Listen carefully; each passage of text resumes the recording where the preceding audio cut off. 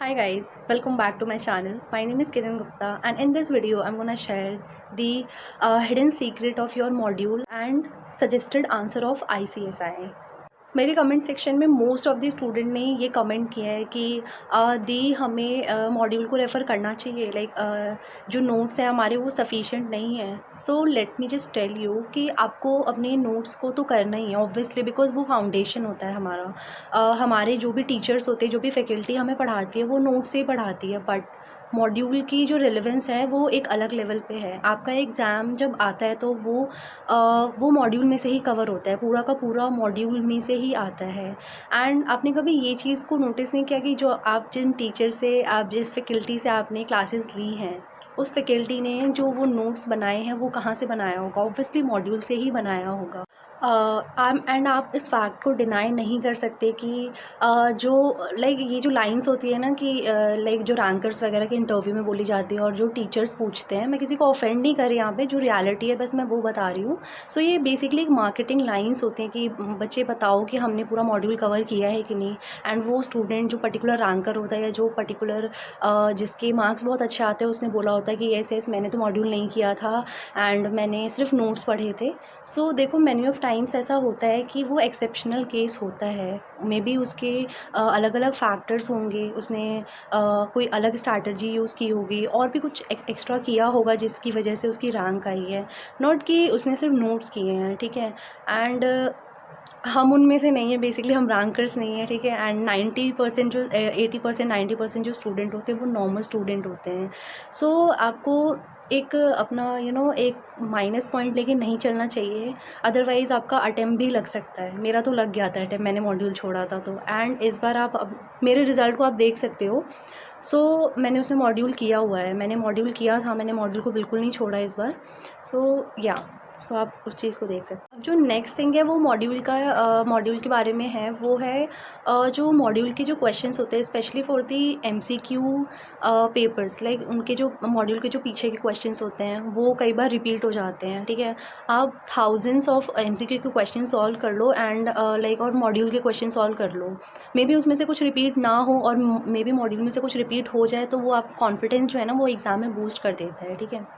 And second thing, module में ही बहुत सारी इलस्ट्रेशंस गिवन होती हैं, स्पेशली अगर आप सेकेंड मॉड्यूल को देखो सीएमए का एंड एफएम का, तो उसमें इलस्ट्रेशंस वगैरह आपकी बहुत ज़्यादा काम आ जाती है, ठीक है। एंड वो इलस्ट्रेशन रिपीट होने के चांसेस बहुत ज़्यादा हाई होते हैं एग्ज़ाम्स में। मैंने पास्ट ईयर पेपर्स भी देखे हैं एंड वो सेम इलस्ट्रेशन जब मैंने मैच किया तो मैंने कहा, आई वॉज लाइक, ओ अच्छा ये मॉड्यूल में से है। सो ऐसा था। यहाँ पे मैं लास्ट पॉइंट ऐड करूँगी अबाउट मॉड्यूल। ये जब आप मॉड्यूल से बार बार रिवाइज़ करते हो, बार बार उसको प्रैक्टिस करते हो, स्पेशली मैंने ये चीज़ एसबीसी में देखी थी। मैंने एसबीसी में इतना ज़्यादा हार्ड वर्क नहीं किया था दिस टाइम, बट मेरी एग्जामिशन आई है इस बार। सो मैंने ये चीज़ नोटिस किया कि जब मैं इस बार अपना एग्ज़ाम लिख रही थी, सो मेरे को जो कीवर्ड्स याद आ रहे थे वो बहुत ज़्यादा ऐसे थे जो मॉड्यूल वाले ही थे। मैंने अपनी तरफ से बहुत कम ऐसा था कि हाँ मैंने अपनी लैंग्वेज में लिखा है, ऑलमोस्ट मुझे चीज़ें याद थी, रिटेन थी, लेकिन वो ऐसा नहीं था कि वो मैंने नोट्स में से किए थे, मैंने उसको मॉड्यूल में से किया था। सो मुझे लगा कि वो एक प्लस पॉइंट है। So that's why I thought कि मैं आपके साथ इसको शेयर करूं। अगर आपको ये वीडियो पसंद आई हो so like, share and subscribe for more, because मैं ऐसी नेक्स्ट और वीडियोस अपलोड करने वाली हूँ। नेक्स्ट थिंग है वो है, जब आप अपनी फैकल्टी के नोट्स पढ़ते हो एंड उस नोट्स को उन फैकल्टी ने थोड़े शॉर्ट फॉर्म में दिया होता है, एंड जब आप मॉड्यूल को ओपन करते हो तो वही मॉड्यूल में उसी सेम टॉपिक को बहुत ज़्यादा डीप में दिया होता है। सो अगर आप देखोगे, एंड मैनी टाइम्स ऐसा होता है कि आपको बहुत सारे रेलेवेंट पॉइंट मिल जाएंगे जो आपके नोट्स में कवर नहीं होंगे और मॉड्यूल में कवर होंगे। बात करते हैं सजेस्टेड आंसर्स की जो आईसीएसआई प्रोवाइड करती है, ठीक है। यहाँ पे बच्चे बहुत बोलते हैं कि हमें क्या स्कैनर करना चाहिए।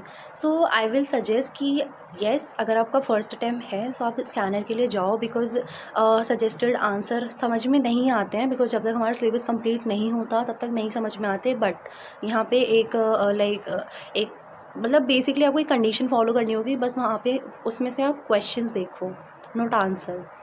जब आप स्कैनर का आंसर मैच करते हो ना उसके आईसीएसआई के सजेस्टेड आंसर से, सो मैनी ऑफ टाइम्स ऐसा होता है कि वो आंसर बहुत डिफरेंट होता है। स्कैनर्स में वो लोग रेगुलेशंस को मेंशन नहीं करते हैं, लेकिन सजेस्टेड आंसर्स में वो लोग रेगुलेशन को मेंशन करते हैं। मैंने ऐसा देखा था वो लोग सेबी की रेगुलेशंस को भी नहीं मेंशन करते हैं, कंपनी लॉ में स्पेशली होता है ऐसा। एंड स्कैनर में नहीं करते, बट इस जो आईसीएसआई के जो सजेस्टेड आंसर्स हैं उसमें करते हैं। और ये वेरी करता है, जो मैं बोल रही हूँ ये पॉइंट वेरी करता है फॉर ऑल द केसेस। सो जो मुझे लगता है वो बेस्ट है आईसीएसआई का सजेस्टेड आंसर। अगर आप उसको अच्छे से कर लेते हैं सो आपको स्कैनर की भी ज़्यादा रिक्वायरमेंट नहीं होगी। बट येस, अगर आप स्कैनर पे भी रिलाई करते हैं तो स्कैनर कोई बेकार ऑप्शन नहीं है, it is also good option.